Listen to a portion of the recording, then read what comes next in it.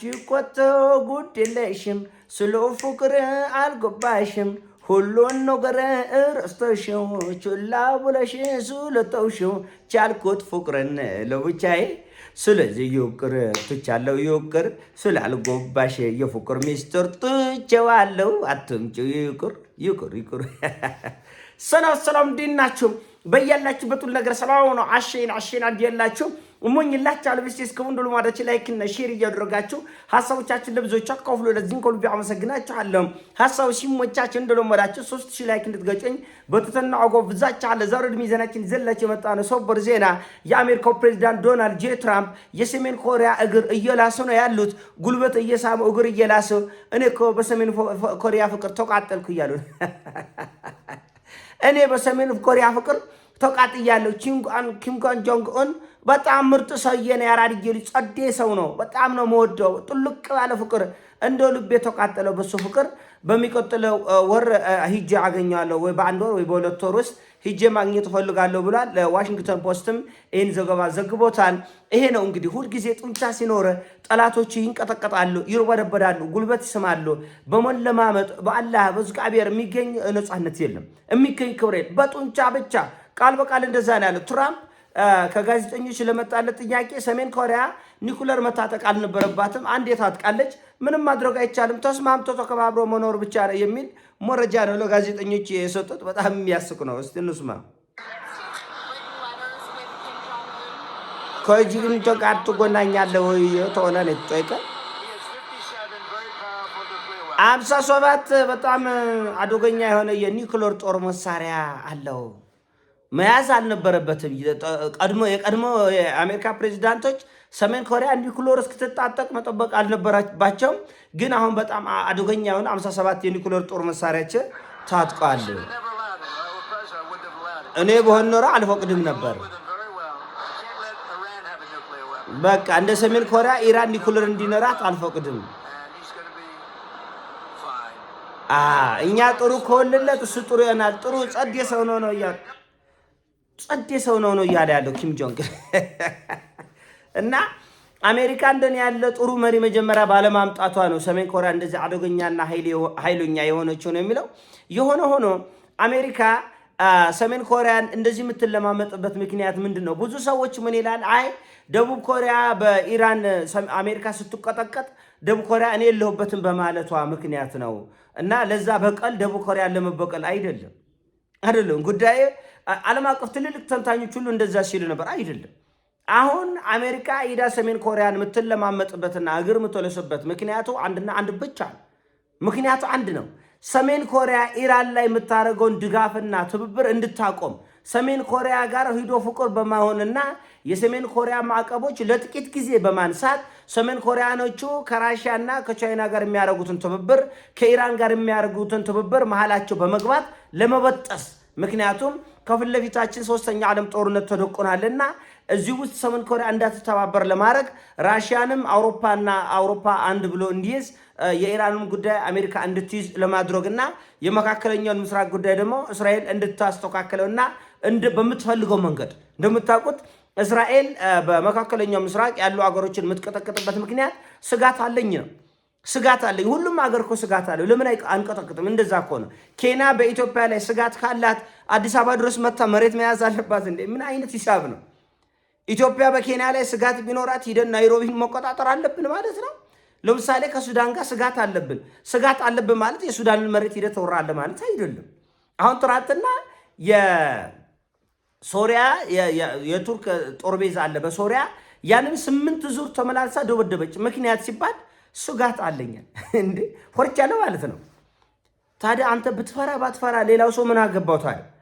አገባው ለምሳሌ ኢትዮጵያ 4 ሚሊዮን ወጣቶች ወታደሮች ቢኖራትና የራሺያን የተለያዩ ጦር መሳሪያዎች ብትገዛ እስራኤል ስጋት አለኝ ብላ ልትደበድበን ነው ማለት ነው ወይ ደግሞ አዲስ አበባ ልትቆጣጠር ነው እንደዛ ማለት እኮ ነው አሁን የሶሪያ የጎላን ተራሮችን እስራኤል ወራለች እና ምንድነው ሲባል አይ የደህንነት ስጋት ስላለብኝ እዚህ ጋር ሁኜን አገሬን መጠበቅ ያለብኝ ጋዛን ወራለች ምንድነው አይ ስጋት ስላለብኝ የጋዛን መሬት ወስጄ ነው ራሴንም ጠብቀው ነው ኢራን ስጋት ስላለብኝ ኢራንን አፈርሳል እኛም ስጋት አለብን እኛ ለምሳሌ ከሶማሌ ስጋት አለብን ማለት ሶማሌን ሄደን እንወራለን ማለት አይደለም። በሱዳን ስጋት አለብን ማለት ሱዳንን ሄደን እንወራለን ማለት አይደለም። በኤርትራ ስጋት አለብን ማለት ኤርትራን አስመራ እንወራለን ማለት እንደዚህ አይነቱ ሂሳቡ እንዴት ብሎ ይመጣል? አይመጣም እኮ አይመጣም። ኬንያ ላይ ስጋት አለብኝ ስለዚህ የኬንያን መሬት እወራለሁ ማለት እንዴ! ራሱ የሚያቀርቡት ሎጂክ ራሱ ማይመስል። ለዚህ ነው የሚያቀርቡት ምክንያት ተቀባይነት እንደሌለው ስለሚያውቁ ከሚዋጉት አገር ጋር የጦር መሳሪያ ኒኩለር ፉክክር ውስጥ ይገባል። አንተ ኒኩለር ከያዝ ልትወራቸው አትችልም። ስጋት ኖረህም አልኖረህም፣ ፈራህም አልፈራህም፣ ደነገጥክም አልደነገጥክም፣ ማን ስላንተ ኬር ያደርጋል? ማንም። አሁን ትራምፕ ሂዶ ሰሜን ኮሪያን የሚለማመጥበት ምክንያት 57 እጅግ በጣም ይኸው ሰምታችሁታል። በጣም ሰቅጣጭ የሆነ ኒኩለሮች አላት። ከዛም ሊበልጥ ይችላል ቁጥሩ። የኔ ጌታ ሁሉ ልታውቁ አትችልም። ግን 57 ኒኩለር ማለት እኮ 10 ራሱ አሜሪካ ላይ በጣም ሰቅጣጭ እልቂት ያመጣል እኮ። 5ን ዝም ብላ ደቡብ ኮሪያ ላይ ብትጠቀም እኮ ሰቅጣጭ የሚባል ጥቃት እኮ ያመጣል። እንደ አገር ሊያጠፋ የሚችል 57 ማለት እኮ 10 ሀገር ሊያጠፋ የሚችል ነገር ነው። ቀላል ጉዳይ እኮ አይደለም። ስለዚህ ሁልጊዜ ጡንቻ ካለ ትከበራለህ። አንድ ሁልጊዜ አጠገቡ ያሉ ሰዎች ጋር ተዋደህ ኑር። እኛ ኢትዮጵያውያን እንኳን እዚህ ጉዳይ ብዙም ያቆለሽልሽኛል ይሄ ወሬ ማውራት። ተመልከት፣ ደቡብ ኮሪያን ከሰሜን ኮሪያ ጋር ጠላት አድርገው ለዘመናት የራሳቸውን ጥቅም 35,000 አሜሪካ ወታደር ደቡብ ኮሪያ ምን ይሰራል? ምንም አይሰራም። እንዴ ደቡብ ኮሪያ ወጣት የላትም? ወታደር የላትም? አላት። ለምን ራሱ አታሰልፍም? አጠማምዶ ለመያዝ ነው። ደቡብ ኮሪያ በሰሜን ኮሪያ እንድትጠመድ በከፍተኛ ሁኔታ እንድትጠመድ ለማድረግ ነው ወታደሮች የሄዱት እንጂ ደቡብ ኮሪያን ከሰሜን ኮሪያ ሊጠብቁ አይደለም። ያው ከጎረቤቶቿ ጋር አጋጨችና አሁን ሜዳ ላይ በትና እነዚህ ማይረቡ ደቡብ ኮሪያኖች ከሃዲዎች እኛን ኢራን ስትቆጠቆጠን መቼ ረዱን? ጎደል ይግቧል። ይሄ ሁሉ ባህረ ሰላጤ ሀገር ጭንቅላቱን እንደ እባብ ሲቆጠቆጥ ይሄ ሁሉ የአረብ ጥጋበኛ ሲቆጠቀጥ አሜሪካ ምን ግዴታ አለብኝ ግን እንዴ አለ። እኔ አረብ የመጠበቅ እነዚህ ሀብታሞች ናቸው፣ እነሱን የመጠበቅ ግዴታ ግን አለብኝ እንዴ? ያሉብኝ አይመስለኝም ማለት እርግፍ አድርገው ነው ተሰው የሚሄዱት። እርግፍ አድርገው ሶሪያ አሁን የሶሪያ መሪዎች ሰሞኑን ዋይት ሃውስ ሂደው ነበር እና አሾርጉደው ሽቶ ተቀብለው ስጦታ ምናምን የሆነ ነገር ተበሳብሰው መጡ። አሁን እስራኤል ስትቀጠቅጥ ምንም አይልም። እስራኤል ውጪ የሰው ሀገር መሬት ለቀሽ ውጪ አይለቁ፣ ጋዛ ልቅ አይወጡ፣ አውሮፓ ለቃችሁ ውጡ አይወጡ። እና ምንድነው አውሮፓን እንደ ያልኩት ባካቸው ለዚህ ለዌስት ባንክ ነው ያለ ለዌስት ባንክ ለቃችሁ አይወጡ። ስለዚህ እነሱ ስጋት ባለባቸው ቁጥር አንተን ይቆጠቁጣሉ፣ ያስቆጠቁጣሉ፣ ያጠማምዱሃል፣ በተለይ ያጠማምዱሃል። ጎረቤት ጋር ተስማምቶ ነው መኖር የሚገባ።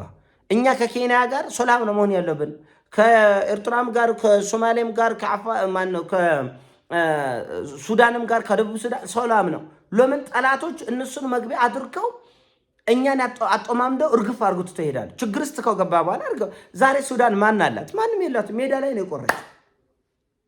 ሜዳ ላይ ሱዳን ሜዳ በቃ አውላላ ሜዳ ላይ ነው የቆረች። አውላላ ሜዳ ላይ እና ይሄ ተገቢነት የሌለው አካሄድ ነው። ፍጹም ተቀባይነት የሌለው አካሄድ ነው።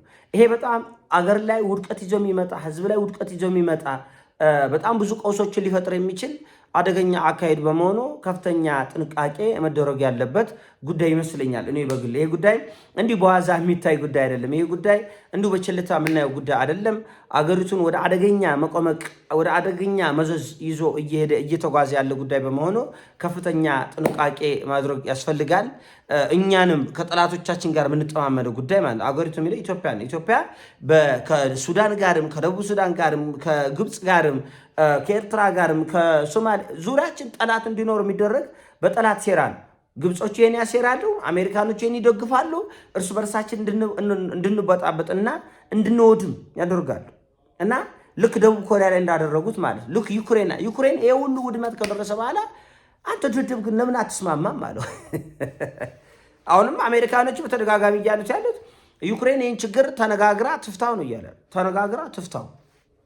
ምክንያቱም ከዚህ በላይ አሜሪካ ይህን ጉዳይ መቋቋም አትችልም።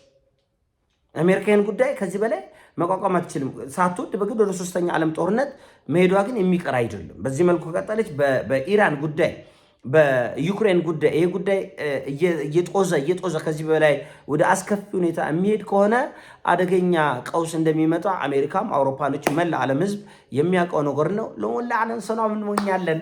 ይሄን አሰው ነው። ሲሞቻችሁ ላይክ አድርጉ፣ ሼር አድርጉ። ወዳችኋለሁ።